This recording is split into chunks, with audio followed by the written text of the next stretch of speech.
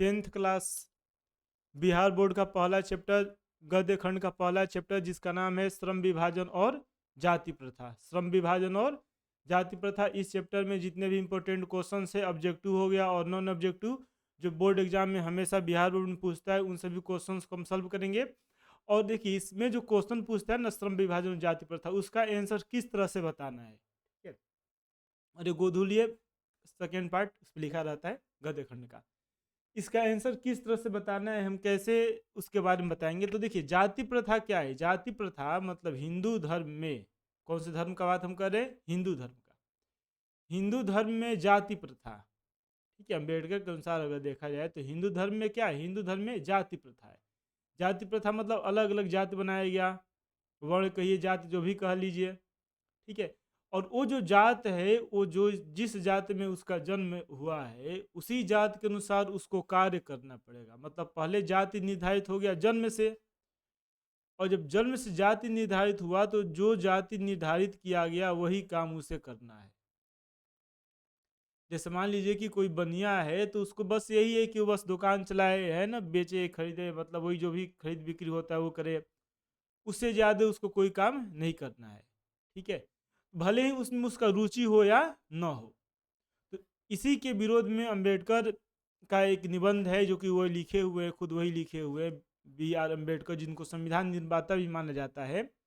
और उसी चैप्टर के बारे में हमें इसमें पढ़ना है, श्रम विभाजन और जाति प्रथा। जो भी क्वेश्चंस इस चैप्टर में पूछा जाएगा, उसमें हमें उसमें जो भी क्वेश्चन पूछा जाएगा, जैसे मान लीजिए कि पूछा जा रहा है कि जाति के आधार पर श्रम विभाजन, जाति के आधार पर श्रम विभाजन अस्वाभाविक है, तो हमें क्या करना है, हमें हमेशा जाति प्रथा को, किसको, जाति प्रथा को हमें हमेशा दोष देना है। जैसे एक एक करके हम क्वेश्चन स्टार्ट करें, लेकिन उससे पहले जो गद्य खंड का जो भी यानी गद्य का जो विधा होता है, जैसे पहला चैप्टर है जिसका नाम है, पहला चैप्टर जिसका नाम है जिसका नाम क्या है बताइए, श्रम विभाजन और जाति प्रथा, जो आप दिखाई दे रहा है, श्रम विभाजन और जाति प्रथा। पॉइंटर कहाँ चला गया,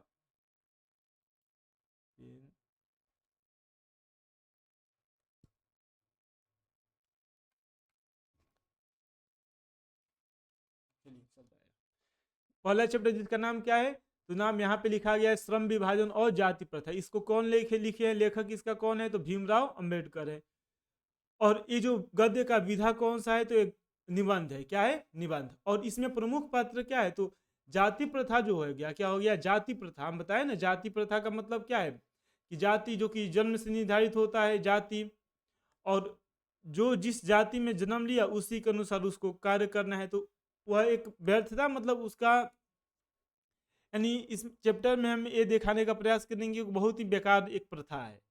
और इसके अलावा भी अम्बेडकर बहुत ज़्यादा बुक लिखे हुए, जिनमें से कुछ का यहाँ पे नाम लिखा गया जो कि आपको याद होना चाहिए। जैसे the caste in India, the caste in India, वही कास्ट मतलब जाति हो गया।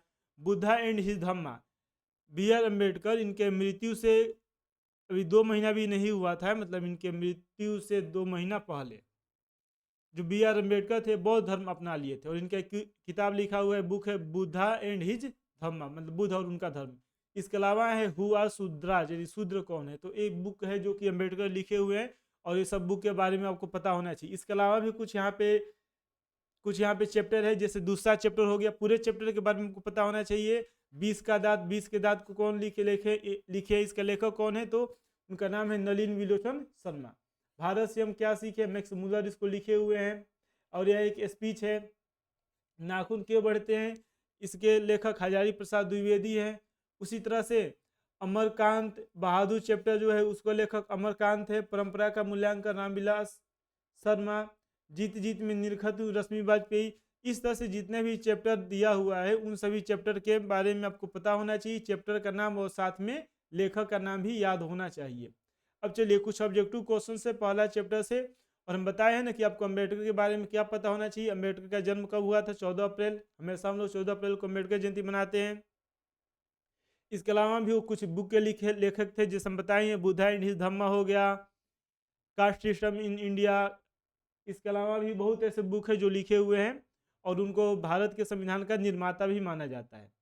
और इस चैप्टर में हम क्या बताए थे, चलिए एक एक करके क्वेश्चन आ गया, उसका मैं आंसर बता दीजिए। पहला क्वेश्चन है श्रम विभाजन और जाति प्रथा के लेखक कौन है? ये है महात्मा गांधी। यहाँ पे उल्टा लिख दी, ABCD लिखना चाहिए ना, ये आपस में इसको एक्सचेंज कर देना चाहिए। चलिए तो इसका आंसर क्या होगा? इसका आंसर हो जाएगा भीमराव अंबेडकर, भीमराव अंबेडकर। और फिर से हम इसके बारे में बता रहे हैं, आपको पूरे क्वेश्चन का आंसर ध्यान लिखते समय एक बात का ध्यान रखना है कि जाति प्रथा मतलब जाति जन्म से निर्धारित होता है। जाति उस समय जो अम्बेडकर लिखे हैं, वैसे मानने के लिए कोई कुछ भी मान सकता है, वो अलग बात है, ठीक है, लेकिन जो हम पढ़ेंगे उसके बारे में बता रहे हैं। जाति किससे निर्धारित होगा? जन्म से निर्धारित होगा। और जो व्यक्ति जिस जाति में जन्म लिया उसी के अनुसार वो कार्य करेगा। जो व्यक्ति जिस जाति में जन्म लिया उसी के अनुसार उसको कार्य करना है, भले उसमें उसका रुचि हो या न हो, ठीक है। तो वो हो गया श्रम विभाजन। श्रम विभाजन किसके आधार पर है? जाति प्रथा के आधार पर है। और इसी के बारे में, यानी इसी का वो आप एक तरह से कह सकते हैं शिकायत किए हुए इस बात का, जो भी जाति प्रथा है उसके बारे में। पहला क्वेश्चन का आंसर क्या हो जाएगा? हम अभी बताए थे, अभी हम इसके बारे में पढ़े हैं कि श्रम विभाजन और जाति प्रथा, इसका लेखक भीमराव अंबेडकर है। दूसरा क्वेश्चन, बुद्धा एंड हिज धम्म हुआ शुद्राज, तो इसका भी लेखक कौन है? इसका भी लेखक भीमराव अंबेडकर ही है। क्वेश्चन नंबर 2 का आंसर भी हो जाएगा ये। तीसरा क्वेश्चन, भारत में जाति प्रथा का मुख्य कारण क्या है? देखिए ये जो हम बताए थे कि शायद क्वेश्चन पूछा हुआ भी था बोर्ड एग्जाम में ना, याद हमको इतना नहीं आ रहा है। जाति प्रथा, इसका कारण क्या है? इसका कारण क्या है? तो एक तरह से देखा जाए तो इसका कारण तो धर्म है, ठीक है, लेकिन इसमें से बताना है गरीबी, बेरोजगारी, अमीरी, रोजगार। तो सामान्यतः ये देखा गया है, सामान्यतः यह देखा गया है कि जो बहुत ज़्यादा अमीर होता है, जो बहुत ज़्यादा अमीर होता है उसके लिए सब कोई मायने नहीं रखता है, ठीक है। और इसका कारण हम बेरोजगारी कह सकते हैं। क्या कह सकते हैं? बेरोजगारी कह सकते हैं। इस तरह का क्वेश्चन से भी हम लोग एक क्वेश्चन भी लिखे हुए, उसका आंसर भी बताएंगे। उसमें यही है कि जाति प्रथा बेरोजगारी का कारण है, क्योंकि मान लीजिए कि बहुत ज़्यादा लोग हैं, मतलब बहुत अलग अलग जाति के लोग हैं, ठीक है, और कोई नौकरी है, मान लीजिए झाड़ू लगाना है, क्या करना है, कोई ऑफिस है उसमें झाड़ू लगाना है, ठीक है। तो क्या सभी जाति के लोग उसको करना चाहेंगे? नहीं करना चाहेंगे। तो क्या हो गया? वो लोग बेरोजगार हो गए, मतलब बेरोजगारी का एक कारण जाति प्रथा भी है। इसका उल्टा भी हो सकता है, ठीक है, लेकिन सबसे पहले इसमें तो ये जरूरी हो गया है कि शिक्षित होना चाहिए। जो भी कार्य है, अलग अलग जितने भी तरह का कार्य हो सकता है, उस सभी कार्य में उसको कुशल होना चाहिए, तभी जाकर के बेरोजगारी है वो भी समाप्त हो पाएगा। वैसे जाति प्रथा का मुख्य कारण हम बेरोजगारी को मान सकते हैं। अगला क्वेश्चन, आदर्श समाज स्वतंत्रता, समानता, भ्रातृत्व पर आधारित होगा। आदर्श समाज किस पर आधारित होगा? स्वतंत्रता, समता, बंधुत्व हम लोग कहते हैं सामान्यतः। क्या कहते हैं? स्वतंत्रता मतलब सब कोई स्वतंत्र है, सब कोई समान है ना। बंधुत्व यानी आपस में भाईचारा का व्यवहार है, बढ़िया तरीका से व्यवहार है। तो स्वतंत्रता, समानता, बंधुत्व पर आधारित होना चाहिए आदर्श समाज। ये भीमराव अंबेडकर का कहना था। किनका कहना था? भीमराव अंबेडकर का कहना था। अगला क्वेश्चन है, जाति प्रथा श्रम विभाजन के साथ साथ किसका रूप लिए हुए है? तो जो जाति प्रथा है, जाति प्रथा क्या है? तो जाति प्रथा से श्रम विभाजन तो होगा ही, और इसके साथ साथ किसका रूप लिया हुआ? तो स्वतंत्रता का बिल्कुल रूप नहीं है, भ्रातृत्व इसका भी रूप नहीं है, श्रमिक विभाजन यानी श्रमिकों का भी विभाजन कर देता है ना। किसका विभाजन कर देता है? श्रमिकों का भी विभाजन कर देता है। जैसे आप लोग कार्ल मार्क्स का नाम सुने होइएगा, जो भी लेफ्ट पार्टी है ना, वो लोग मार्क्स लेनिन उनके विचार पे चलते हैं, कम्युनिस्ट पार्टी।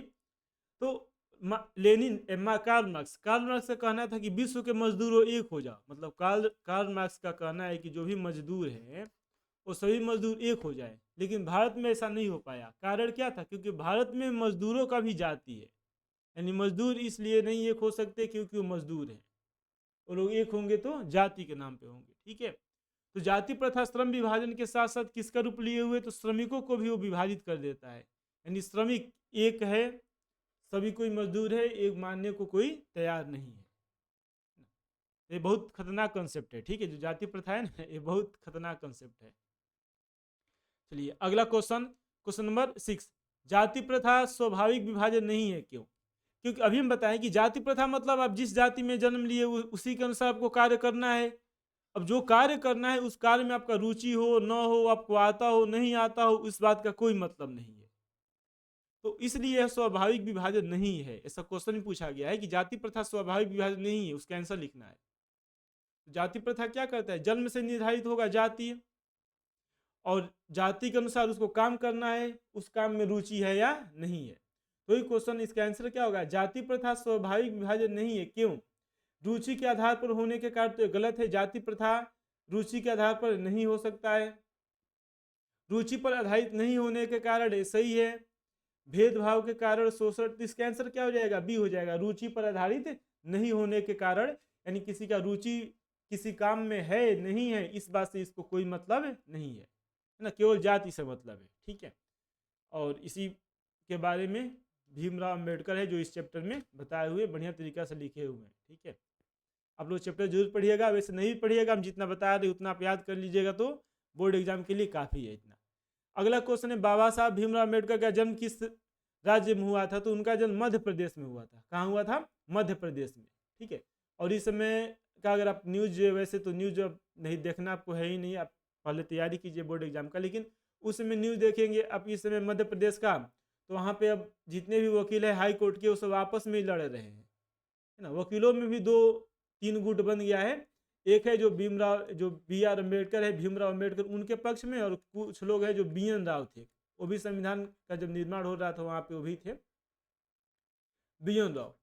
कुछ लोग बी एन राव के पक्ष में और कुछ लोग भीमराव अम्बेडकर के पक्ष में है ना। ज़्यादातर लोगों का कहना ये है, इस समय जो आंदोलन कर रहे हैं मध्य प्रदेश में, है ना, इस समय आज ही का हम बात बता रहे हैं। ठीक है, और वो जा करके बहुत बेकार बेकार तरीका की टिप्पणी कर रहे हैं एक दूसरे पे। ऐसा माहौल है कि आपस में सब मारपीट करेंगे, और हो ही रहा है, ये मध्य प्रदेश का बात है। ठीक है, तो इतना ज़्यादा अभी भी भीमराव अम्बेडकर से उन लोगों को क्या है, जलन है।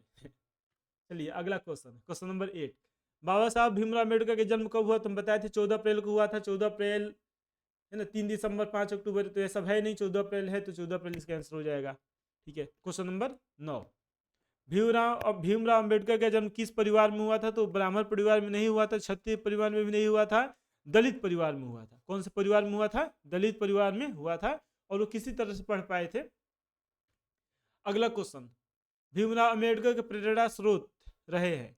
तो भीमराव अम्बेडकर के प्रेरणा स्रोत बुद्ध थे, और बताए थे ना वो मरने से पहले कौन से धर्म अपना लिए थे? बौद्ध धर्म अपना लिए थे। इसके अलावा भी ज्योतिबा फूले एक बहुत बढ़िया किताब लिखे हुए हैं। ज्योतिबा फूले बहुत एक बढ़िया किताब है जो कि सब किसी को पढ़ना चाहिए। उस किताब का नाम है गुलामगिरी। क्या नाम है? हम पढ़े हुए हैं इस बुक को, बहुत अच्छा किताब है गुलामगिरी। कबीर को भी वो अपना प्रेरणा स्रोत मानते थे। तो इसका आंसर हो जाएगा, क्वेश्चन नंबर 10 का आंसर होगा डी। क्वेश्चन नंबर 10 का आंसर क्या हो जाएगा? डी। उपयुक्त सभी कबीर, बुद्ध, ज्योतिबा फूले सब कोई उनका प्रेरणा स्रोत रहा है। भीमराव अम्बेडकर ने भारत की बेरोजगारी की प्रमुख और प्रत्यक्ष कारण किसे माना है? तो भीमराव अम्बेडकर, और ये चैप्टर हम लोग पढ़ रहे हैं जाति प्रथा और श्रम विभाजन, तो बेरोजगारी का मुख्य कारण वो किसको मानेंगे? तो बेरोजगारी का मुख्य कारण जाति प्रथा को मानेंगे। ठीक है, मतलब अम्बेडकर ने भारत में बेरोजगारी का डायरेक्ट और इनडायरेक्ट दोनों बेरोजगारी क्यों है उसका कारण किनको माने हैं? तो उनका कारण जो भीमराव अम्बेडकर माने हैं वो है जाति प्रथा। किसे माना गया है? जाति प्रथा को माना गया है। अगला क्वेश्चन, भारतीय संविधान का निर्माता किसे कहा जाता है? तो भीमराव अम्बेडकर को कहते हैं। किसे कहते हैं? भीमराव अम्बेडकर को भारतीय संविधान का निर्माता कहते हैं। ठीक है, क्वेश्चन नंबर 12 का आंसर हो जाएगा बी। क्वेश्चन नंबर 12 का आंसर क्या होगा? बी। बी नहीं जी, बी महात्मा गांधी नहीं होगा। क्वेश्चन नंबर 12 का आंसर क्या हो जाएगा? सी होगा, भीमराव अम्बेडकर को कहा जाता है।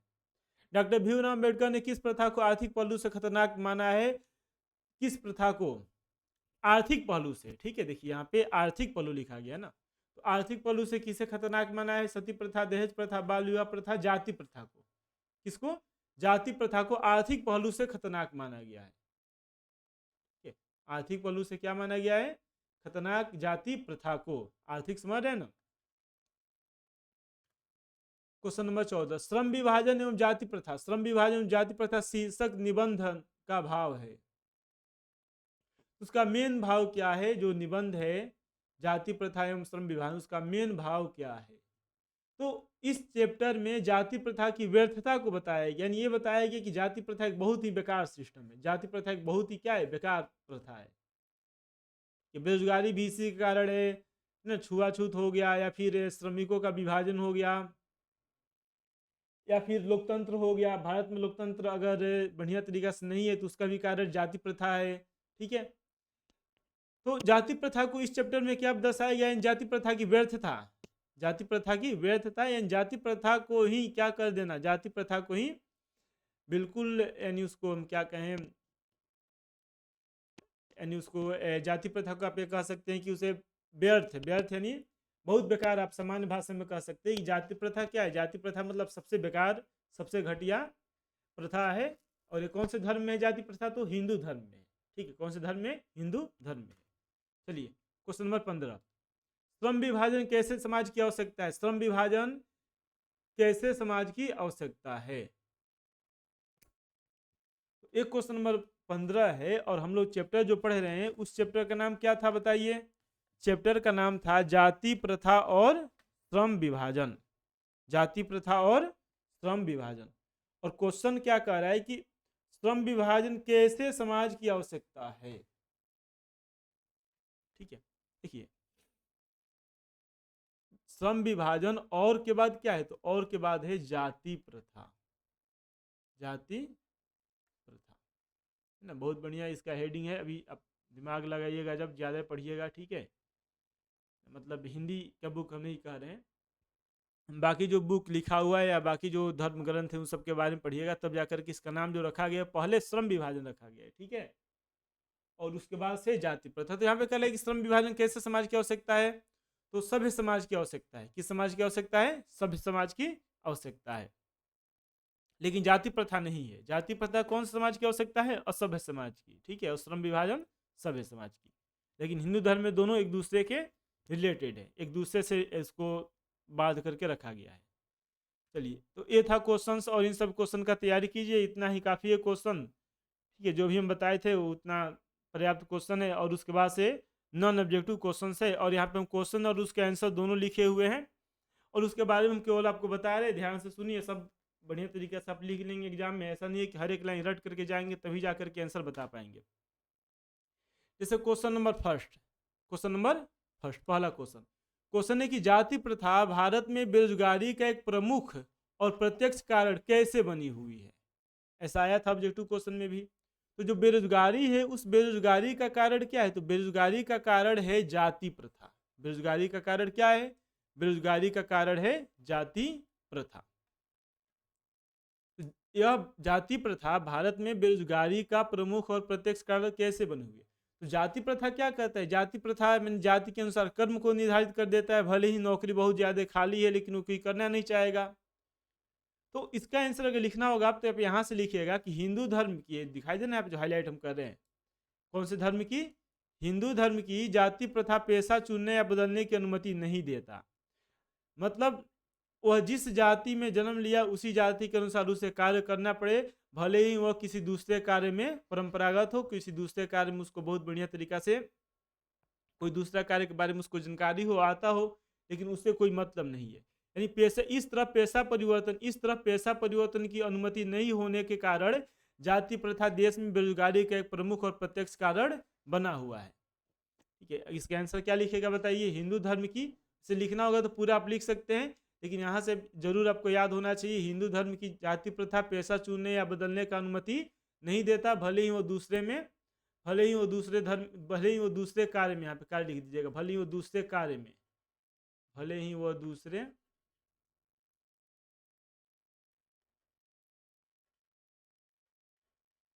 कार्य है, भले ही वो दूसरे कार्य में परंपरागत हो। इस तरह पेशा परिवर्तन की अनुमति नहीं होने के कारण, किसका अनुमति नहीं है, पेशा परिवर्तन। ऐसा नहीं है कि आपको ऐसा ही करना है, ठीक है ना। अभी इसको तो खैर कोई इसमें मानने वाले, यानी ये जो जाति प्रथा है उसको मानने वाले लोगों में कमी आया है, लेकिन उतना भी ज़्यादा कमी नहीं आया है। ठीक है, 1-2% ही लोग होंगे जो नहीं मानते होंगे, लेकिन वास्तव में इसको ज़्यादा लोग अभी भी मानने वाले हैं। ठीक है, तो यह था बेरोजगारी का कारण, जाति प्रथा। कारण इसका क्या बताइए, तो जाति प्रथा, जाति प्रथा के अनुसार जो पेशा है वो निर्धारित है, पेशा परिवर्तन नहीं किया जा सकता। जब पेशा परिवर्तन नहीं किया जा सकता है और किसी को किसी दूसरे चीज़ के बारे में, किसी दूसरे कार्य के बारे में अच्छा से जानकारी है, तो उस कार्य को नहीं करेगा। मतलब उससे क्या होगा, बेरोजगारी का यह एक कारण हो जाएगा। ठीक है, और उसके बाद आप चाहे तो ये भी लिख सकते हैं कि आज के युग में उद्योग धंधों की प्रक्रिया और तकनीकी में निरंतर बदलाव आता है। ऐसी हालत में मनुष्य को अपना पेशा बदलने की जरूरत पड़ सकती है, अन्यथा भूखों मरना पड़ सकता है। इसलिए इसलिए अभी भी वैसे तो वैसे तो इस समय कोई किसी पर दबाव तो बिल्कुल भी नहीं डाल सकता है कि आपको क्या करना है क्या नहीं करना है, लेकिन ऐसा पहले ज्यादा था। ठीक है, ऐसा अब इस समय देखा जाए तो बिल्कुल भी नहीं है। ठीक है, यानी कोई किसी पे फोर्स नहीं कर सकता है कि आपको यही काम करो, आप यही काम करो, या आपको नाली ही साफ करना है, ठीक है, आपको पूजा कराना है, ऐसा कोई किसी पे फोर्स नहीं कर सकता है। चलिए अगला क्वेश्चन, अम्बेडकर किस विडंबना की बात करते हैं, विडंबना का स्वरूप क्या है? तो देखिए ये जो चैप्टर पढ़े रहे उस चैप्टर का नाम क्या है, जाति प्रथा और श्रम विभाजन, उसी का क्वेश्चन है। और जाति प्रथा का मतलब क्या है? देखिए जाति प्रथा यानी अगर किसी का जन्म हुआ, किसी का जन्म मान लीजिए किसी ब्राह्मण परिवार में हुआ, ठीक है, तो जाति उसका वही हो गया। अब उस इसके अनुसार मतलब जो ब्राह्मण जो भी परिवार है उसमें जो जन्म हुआ उसका, अब उसके अनुसार उसको पूजा पाठ कराना है। क्या कराना है? पूजा पाठ कराना है। अब भले ही उसका इस कार्य में रुचि नहीं है, इस कार्य में रुचि नहीं है, या उतना ज़्यादा पैसा रुपया ही मान लीजिए नहीं मिल रहा है, या और भी जो कारण है मतलब नहीं चाह रहा है, लेकिन लेकिन जाति प्रथा का मतलब क्या है कि उसको पूजा पाठ ही कराना है। तो इस तरह कहाँ से संभव हो पाएगा? तो वही है, विडंबना मतलब आश्चर्यजनक होता है। इसमें विडंबना की बात क्या है? तो वही यहाँ पे लिखे हुए हैं कि अंबेडकर जाति प्रथा को विडंबना मानते हैं, यह मजाक का विषय इसलिए, यह मतलब कौन कौन मजाक का विषय है? तो वही वही यानी क्या, जाति प्रथा। क्या जाति प्रथा कि शिक्षा और सभ्यता के विकास के बावजूद इस प्रथा के पोषक बड़ी संख्या में, बहुत बड़ी संख्या में, जो अभी भी इस बात को लोग मानते हैं। और इसका सबसे बढ़िया एग्जाम्पल हम बता सकते हैं इस समय ग्वालियर, वही मध्य प्रदेश का जो हाई कोर्ट है ना, वहाँ का आप देखिए न्यूज। आगे क्या लिखा गया है, इसका स्वरूप जाति विभाजन के साथ साथ, जाति के विभाजन के साथ साथ श्रमिकों के विभाजन का भी है। तो किस विडंबना का बात करते हैं, याद रखिएगा किसको विडंबना मानते हैं, जाति प्रथा को। कारण क्या है? मजाक का बात इसलिए है, लिखा गया ना यहाँ मजाक का विषय इसलिए है क्योंकि शिक्षा और सभ्यता के बावजूद, मतलब इसमें लोग बहुत ज़्यादा शिक्षित हो रहे हैं, सभ्य हो रहे हैं, इसके बावजूद बहुत ज़्यादा लोग मानते हैं कि हम इस जाति में जन्म लिए हैं तो हमारा ही ये कार्य ऐसा करना चाहिए, ठीक है, और कोई इस कार्य को न करे। इस तरह के मानने वाले लोगों का संख्या ज़्यादा है, बहुत बड़ा है। तो वही लिखा गया है कि सभ्यता के विकास के बावजूद इस प्रथा के पोषक, मतलब इसको मानने वाले बड़ी संख्या में है। इसका स्वरूप जाति प्रथा के साथ साथ श्रमिक विभाजन का भी है, और यही ये बहुत आश्चर्यजनक बात है। अगला क्वेश्चन नंबर 3, जाति प्रथा स्वाभाविक विभाजन नहीं है, क्यों? हम बताएं कि जाति प्रथा व्यक्ति के रुचि के अनुसार, व्यक्ति क्या सोच रहा है, क्या समझ रहा है, उसके क्षमता के अनुसार, उसके योग्यता पर निर्भर न होकर के जन्म पे आधारित है। जिस जन्म में, जिस जाति में जन्म लिया वही कार्य करे। यह समाज को जन्म के आधार पर स्थिर और कठोर समूहों में विभाजित करता है, जिससे व्यक्ति को अपने पैतृक पेशे को बदलने या अपनी रुचि के अनुसार काम चुनने की स्वतंत्रता नहीं मिलती। समझ लीजिए कोई कुम्हार है, तो कितना भी पढ़ ले लिख ले, उसको कुम्हार है तो उसी का कार्य करना है। तो यह क्या है? यह स्वाभाविक विभाजन नहीं है, जबकि वो नहीं चाह रहा है हमें कार्य करे, ठीक है, लेकिन उसके समाज पे, घर के लोगों का, या फिर बहुत ज़्यादा प्रेशर है कि आपको यही कार्य करना है, और वो सोच नहीं रहा है, चाह नहीं रहा है करने के लिए। तो ज़्यादा अगर पढ़ा लिखा नहीं रहेगा तो वही कार्य करेगा, ज़्यादा पढ़ा लिखा रहेगा तो निश्चित वो कार्य नहीं कर सकता है ना, ये तो फिक्स है। तो वही यहाँ पे लिखा गया है कि जिससे व्यक्ति को अपने पैतृक, मतलब जो पूर्वजों का पेशा है, उस पेशे को बदलने या अपनी रुचि के अनुसार काम चुनने की स्वतंत्रता नहीं मिलती है, इसलिए जाति प्रथा स्वाभाविक विभाजन नहीं है। स्वाभाविक विभाजन क्या हो सकता है? तो आपको इच्छा कर रहा है जो कार्य करने का वही कार्य करो, है ना, जो पढ़ने का मन कर रहा है वही पढ़ो, ठीक है, यही हो गया स्वाभाविक विभाजन। और ये स्वाभाविक विभाजन है कि नहीं है? तो जाति प्रथा स्वाभाविक विभाजन नहीं है। और दो क्वेश्चन के आंसर लिखे हुए हैं, और बस उतना ही है, दीर्घ का दोनों क्वेश्चन था शायद। क्वेश्चन है कि जाति भारतीय समाज में श्रम विभाजन का स्वरूप क्यों नहीं कही जा सकती? मतलब जाति को भारतीय समाज में श्रम विभाजन का स्वरूप क्यों नहीं कहा जा सकता है? ठीक है, देखिए यहाँ पे यानी कि जैसे कुछ लोग हैं, एक तो है जैसे चैप्टर का नाम है जाति प्रथा श्रम विभाजन, जाति प्रथा। तो जो अंबेडकर हैं, बी आर अम्बेडकर, भीमराव अम्बेडकर या बहुत ऐसे लोग हैं, वह जाति प्रथा को व्यर्थ बता रहे हैं। जाति प्रथा को क्या बता रहे हैं? व्यर्थ बता रहे हैं। लेकिन ऐसे लोगों का संख्या बहुत ज़्यादा है जो जाति प्रथा को कह रहे हैं बहुत बढ़िया है, बिल्कुल सही, यही होना चाहिए। ठीक है ना, जैसे गोवर्धन मठ ना, गोवर्धन मठ, पूरी पूरी पूरी जानते हैं आप लोग, गोवर्धन मठ, वहाँ का शंकराचार्य है, उनका कहना है कि जो जाति प्रथा है यही धरोहर है, असली धरोहर क्या है? जाति प्रथा। ठीक है, मतलब जाति प्रथा को क्या माने? बहुत बढ़िया माने, बहुत बढ़िया कह रहे हैं, है ना। और उनका मनोबल भी और ज़्यादा बढ़ रहा है, क्योंकि जब वहाँ पे रथ यात्रा निकलता है तो वहाँ से समझिए कि लाखों लाखों की संख्या में लोग शामिल होते हैं यात्रा में। तो और उनका मनोबल बढ़वे करेगा कि हम बहुत बढ़िया बात कह रहे हैं। तो कुछ लोग हैं जो जाति प्रथा को बहुत बढ़िया कहते हैं, बहुत अच्छा मानते हैं, और कुछ लोग हैं जो इसको क्या करने में लगे हुए हैं, अम्बेडकर जैसे लोग या जो भी दिमाग लगा रहे हैं, वो लोग इसको व्यर्थ साबित करने में लगे हुए हैं कि ये बहुत बेकार है, बहुत बेकार सिस्टम है जाति प्रथा। ठीक है, हिंदू धर्म का मतलब हिंदू धर्म में ही है, ऐसा कहा जाता है। ठीक है, तो ये क्वेश्चन है कि जाति भारतीय समाज में श्रम विभाजन का स्वाभाविक रूप क्यों नहीं कही जा सकती? श्रम विभाजन का स्वाभाविक रूप क्यों नहीं कही जा सकती? तो उसी का आंसर लिखे हुए हैं। देखिए यहाँ पे क्या लिखा गया कि जातिवाद के पक्ष में श्रम विभाजन के आवरण में जो तर्क दिए जाते हैं उसके संबंध में भीमराव अंबेडकर की आपत्ति यह है कि जातिवाद यानी जाति प्रथा के लिए बताया गया है, जातिवाद के अंतर्गत श्रम विभाजन स्वाभाविक नहीं है।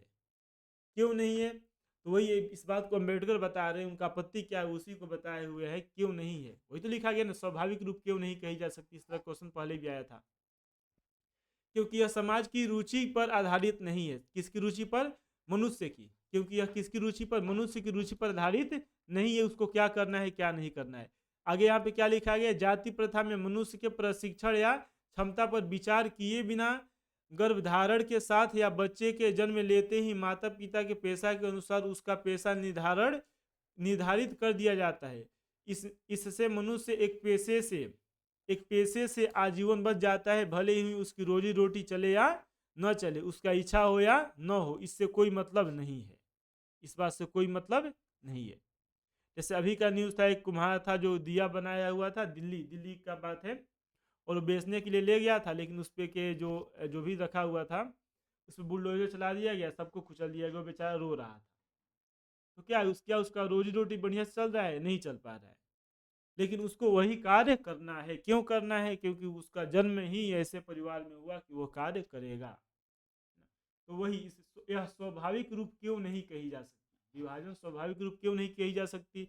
तो ये लाइन याद रखिएगा, क्योंकि जो जाति प्रथा या मनुष्य की रुचि पर आधारित, इसको हम एक बार इरेज कर दे रहे हैं। ठीक है, जाति प्रथा, फिर हम बता दें एक बार, ध्यान से सुनिए बात को, ये सुन करके ही आपको याद हो जाना चाहिए। ध्यान से सुनिए, सुन करके ही याद हो जाना चाहिए, और एग्जाम में जब आएगा तो इसके बारे में बढ़िया तरीके से लिखना है। क्या लिखा गया है? यह मनुष्य की रुचि पर आधारित नहीं है। कौन? जाति प्रथा।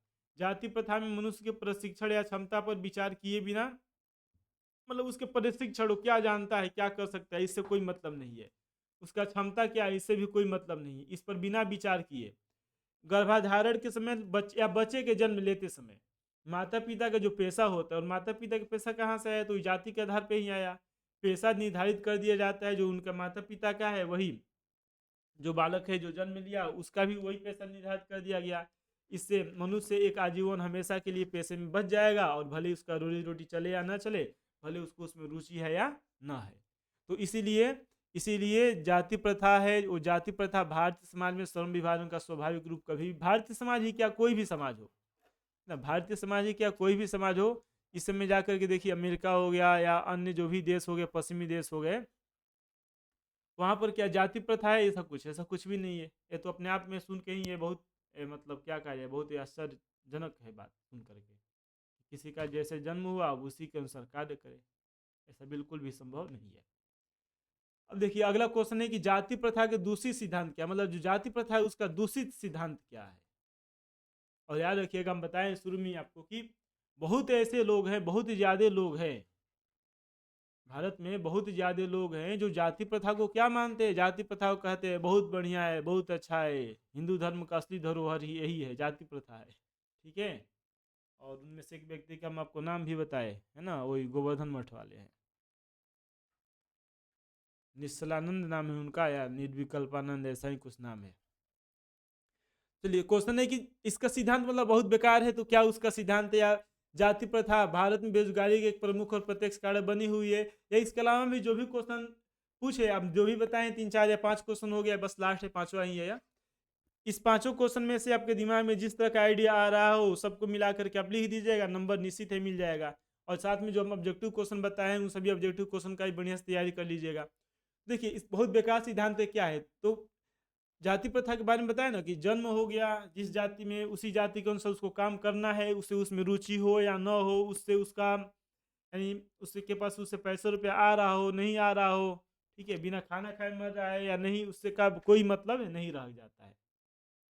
तो उसी के बारे में यहाँ पे लिखे हुए कि भारत में जाति प्रथा के अंतर्गत मनुष्य को पेशा या जीवनाधार, जीवन का जो आधार है, मनुष्य का जो पेशा है, वो जन्म से निश्चित हो जाता है। कब से निश्चित होता है? जन्म से। जब वो जन्म लिया तभी निश्चित हो गया। जन्म से कैसे निश्चित हुआ? क्योंकि उसके जो माता पिता काम कर रहे थे, किस तरह कार्य कर रहे थे, क्या कर रहे थे, तो उनका जो धर्म मतलब उनका जो जाति था, ठीक है। माता पिता का जो पेशा है, माता पिता का जो पेशा है, उसी पेशा को अख्तियार करना है, यानी उसी पेशा को अपनाना पड़ता है। रुचि या अरुचि का प्रश्न ही नहीं उठता है ना। ये बहुत मतलब खतरनाक व्यवस्था है।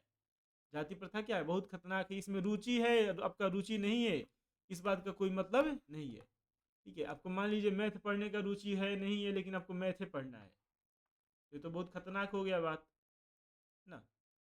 बिना रुचि होते हुए भी कोई किस तरह पढ़ सकता है।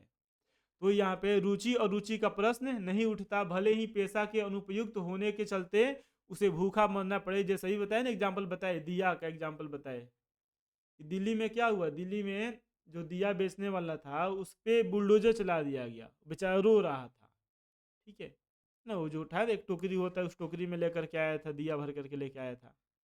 तो यहाँ पे लिखा हुआ है कि भले ही पेशा के अनुपयुक्त होने के, उसका कोई उपयोग न होने के कारण, या उपयुक्त तो न हो, उसे भूखे मरना पड़े। आज के युग में उद्योग धंधे की प्रक्रिया और तकनीक में निरंतर बदलाव आता है। जैसे इसमें तो दिया बहुत से दिया है, दिवाली है इसलिए हमको दिया का याद आ रहा है ज्यादा, या अन्य भी बहुत अब चीजें देख सकते हैं, ठीक है। मान लीजिए कि इसमें सजाने के लिए लाइट आ रहा है, ये दिया हो गया, उसको बनाने के लिए मशीन आ रहा है, या फिर जो चाय पीते हैं जो कुल्हड़ कहा जाता है, उसको भी बनाने के लिए मशीन आ गया है। तो आज के युग में क्या है बताइए, उद्योग धंधे का जो प्रक्रिया में हमेशा बदलाव आ रहा है, और ऐसे हालत में मनुष्य अपना पेशा में बदलाव का जरूरत अगर नहीं पड़ रहा है, उसको यानी पेशा बदलने की जरूरत पड़ सकती है। अगर पेशा अपना नहीं बदलेगा तो उसको भूखों मरना पड़ सकता है। और वो यहाँ पे लिखा गया है कि हिंदू धर्म की जाति प्रथा पेशा चुनने या बदलने की अनुमति नहीं देती, भले ही वो दूसरे में पारंगत, भले ही वो दूसरे में पारंगत हो। इस तरह पेशा परिवर्तन की अनुमति न होने से जाति प्रथा देश में किसका कारण बना हुआ है, तो बेरोजगारी का कारण बना हुआ है, या फिर ये इसका सिद्धांत हो गया, दूषित सिद्धांत हो गया। तो ये था क्वेश्चंस। और अगर बढ़िया आपको लगा हो वीडियो तो इसे जरूर लाइक कीजिए। और बस आपको इसमें इतना ही याद रखना है, इसके अलावा